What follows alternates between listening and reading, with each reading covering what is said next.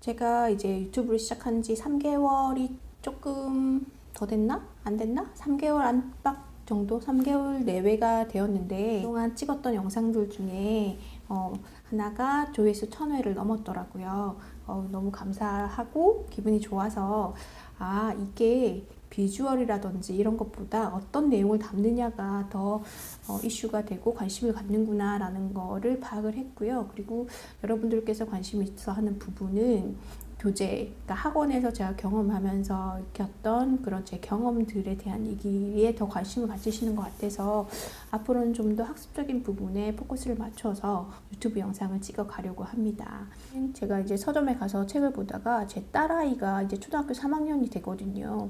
근데 2학년 때까지는 뭐 구구단 외우는 거 말고는 크게 부담되는 내용이 없었었고 대신 사고력 수학을 좀 하면 좋겠다 싶었지만 학원에 보냈을 때 그닥 효과적이다라는 생각이 안 들었기 때문에 그동안은 조금 쉬어가는 그런 타이밍이었다면 이제부터는 조금 사고력에 접목을 시켜야 되지 않을까라는 생각이 들어서 서점에 가서 이제 이런저런 책들, 그전에는 제가 페토라든지 1031 그리고 수학사랑에서 나오는 슈필맛 되게 다양한 사고력 책들을 많이 봤었거든요.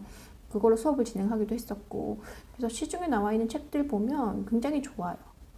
근데 굉장히 좋은데 내 아이하고 맞는지 아닌지도 좀 필요로 한 부분이 있어서 서점에 가서 이렇게 책을 몇 개를 보다가 제가 목표로 하는 거는 저희 아이가 교과 과정에 조금 도움을 받으면서 사고력을 했으면 좋겠다라는 생각이 들어서 저는 문제 해결의 길잡이를 구입을 했습니다. 근데 생각보다 이게 원리편이라고 해서 가볍게 생각을 했는데 내용 자체가 3학년이 하기에는 좀 어렵지 않을까라는 생각이 들더라고요. 근데 아이들은 지도를 해보면 그 선생님이나 어른들이 생각했던 관점에서 바라보는 것과 막상 아이들이 풀렸을 때 또 나오는 부분이 좀 다르거든요. 제 아이 같은 경우에는 그렇게 이제 이과적인 성향은 아니어서 수리적으로 그렇게 밝은 아이는 아니지만 그냥 따박따박 알려준 대로 할 수 있는 그런 아이여서 이 아이를 지도하면서 제가 느꼈던 부분이라든지 그런 걸로 같이 소통을 해보면 어떨까라는 생각이 들어서 이제 다음에는 그런 영상을 준비하려고 합니다.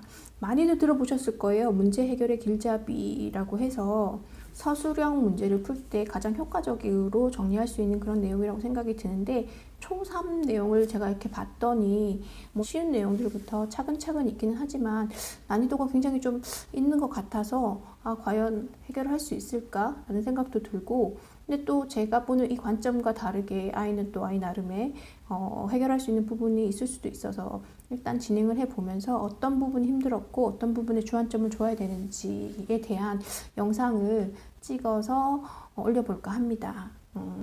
기회가 되면 딸아이와 직접 소통하는 부분도 올려보기도 하고 그게 안 된다면 제가 느꼈던 부분만 이렇게 전달을 드리기도 하고 제가 왜 이런 말씀을 드리냐면 가끔 테스트를 볼 때 입학 테스트라든지 학생들 이제 평가를 볼 때 부모님이 참석하시는 경우가 있거든요.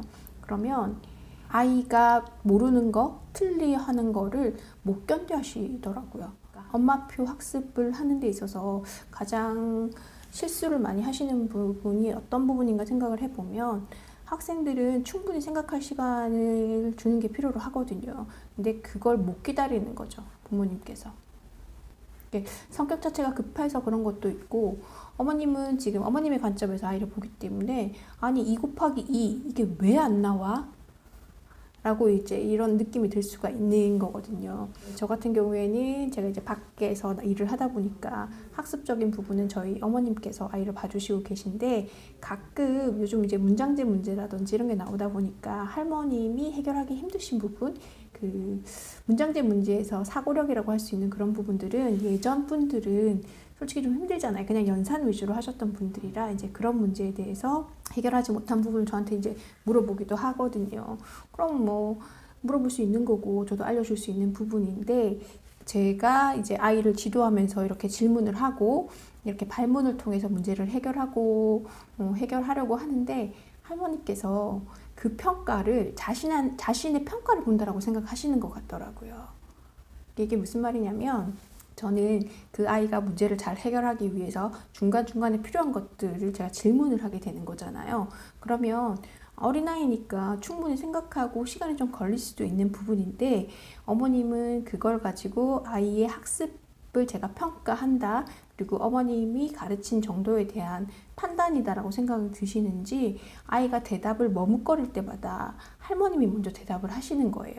아니 이거 그때 했었던 거잖아. 뭐 이렇게 하시면서 답을 막 알려주시는 거예요. 그래서 엄마표 학습이라고 해서 가정에서 시키고 있겠지만 전문가가 아니라면 저희는 이제 이런 일을 오래 했고 해서 어느 정도 시간이 소요되고 어느 정도는 기다려줄 수 있는 그런 여유가 있는 반면에 어머님들은 그죠, 조급해하는 거죠. 내 아이에 대한 기대 때문에 그거에 이렇게 충분히 기다려주고 배려해줄 수 있는 게 좀 부족하지 않을까라는 생각이 들어서 거기에 대한 도움을 받을 수 있는 영상을 앞으로 찍어보려고 합니다. 어머님들께 제일 좋은 방법은 뭐냐면 가르칠 때는 내가 얘 엄마가 아니다 라고 생각하시고 그냥 옆집 아이다 라고 생각하시고 보시면 내 아이다 라고 생각을 해서 감정이입이 들어가면 이 아이가 모르는 거 이해가 안 되는 게 받아들이기 힘들더라고요.